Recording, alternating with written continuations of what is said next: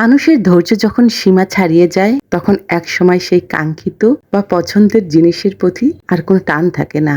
দীর্ঘ সময় অপেক্ষা আর অবহেলার পর মন থেকে সেই তীব্র আগ্রহটা একদম মরে যায়। তখন সেই জিনিসটা সামনে এলেও আর আগের মতো আনন্দ দেয় না, বরং এক ধরনের শূন্যতা কাজ করে। আসলে সময়ের কাজ সময়ে না হলে প্রাপ্তির আনন্দটাও তার নিজস্ব গুরুত্ব হারিয়ে ফেলে। তখন পাওয়ার চেয়ে না পাওয়াটাই যেন স্বস্তির মনে হয়।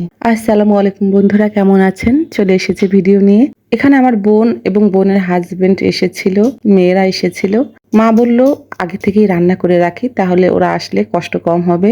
এজন্য সবকিছু আগে থেকেই গুছগাছ করে নিয়েছেন মা। এখানে হাঁসের মাংস রান্না করা হবে, এই জন্য মশলাপাতি মাখিয়ে নেওয়া হয়েছে, এবং নিহারি রান্না করা হবে, গরুর পায়া সেটা রান্না করা হবে। হাঁসের মাংস রান্না করা হয়ে গেছে। রান্নাটি খুবই চমৎকার হয়েছে। এতে আলু দিয়েছে, অনেকেই আলু পছন্দ করে না। মাংসের ভিতরে আলু দিলে অনেকেই খুব পছন্দ করে। বাচ্চারা আছে, ওদের জন্য একটু আলু দিতে হয়, তাহলে ওরা খেতে পছন্দ করে। এই জন্য বাচ্চাদের জন্য মা কয়েক টুকরো আলু দিয়েছেন। এটা পরদিন সকালে সবাই ঘুমে, বাচ্চারা ঘুমে, আমার বোন, আমার ছেলেরা সবাই ঘুমে। আমি একটু সকাল সকালে উঠেছি। আজকে ছিল 26শে মার্চ, স্বাধীনতা দিবস। এখানে ডালিম গাছে সুন্দর ডালিম ফুল হয়েছে। এখানে ছোট ছোট গাছে আম ধরেছে। এই আমটি নাকি খুব দামিও আম। মা বলছিল এটা তোর ভাইয়া কলম করে এনেছে, অনেক দাম এই আমের খোসাটা পাকলে লাল হয়ে যায়, দেখতে খুবই সুন্দর আমটি। 26শে মার্চ আমার বাবা আমাদের বাড়ির ছাদে জাতীয় পতাকা উড়াবে। এজন্য আমাদের এই পতাকা অনেক আগে থেকেই আমার বাবা প্রতি বিভিন্ন জাতীয় দিবসে, শোক দিবসে সে জাতীয় পতাকা টানিয়ে থাকেন। আজকেও তাই, যেহেতু 26শে মার্চ, এজন্য পতাকা ছাদে। আমার বাবা মুক্তিযুদ্ধের সময় ছোট ছিলেন।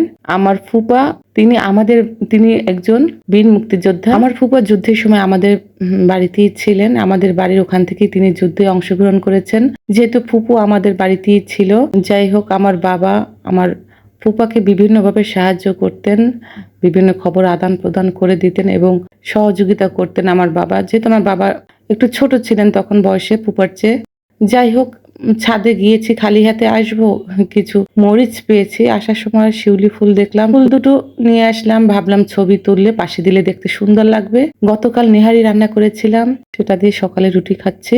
বাবা বলল একটু ঝোল পাতলা পাতলা হলে খেতে ভালো লাগে, এবং সিদ্ধ একটু কম হয়েছিল, এই জন্য আবার অনেকটা ঝোল দিয়ে কিছুটা সিদ্ধ করে নিচ্ছি, যেহেতু বাচ্চারা খাবে। অনেক মজাদার হয়েছিল রান্নাটি। এটা সকালবেলা সবাই নাস্তা করতে বসেছে। মান্না টেবিলের নিচে লুকিয়েছে এবং মায়েরিন আর একদিক তাকিয়ে আছে, ছবি তুলবে না। সকালে একটি দুঃসংবাদ শুনতে পেলাম, একুরিয়ামের একটি মাছ মারা গিয়েছে। একটি মাছই ছিল, একুরিয়ামের একটি মাছই ছিল, মাছটি মারা গেল। ভাই বোনেরা শোক প্রকাশ করছে এবং তারপর কবরের গর্ত করলো। মান্না সেই মাছটাকে কবরে রেখে কবর দিয়ে কবরের উপর আবার শিউলি ফুল দিয়ে ঢেকে দিয়েছে।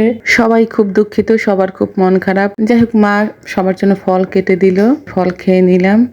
অনেক ধন্যবাদ ধৈর্য ধরে ভিডিওটি দেখেছেন। সবার জন্য অনেক দোয়া ও শুভকামনা রইল। আমার জন্য দোয়া করবেন। আসসালামু আলাইকুম। সবাই ভালো থাকবেন। সবার জন্য অনেক শুভেচ্ছা রইল।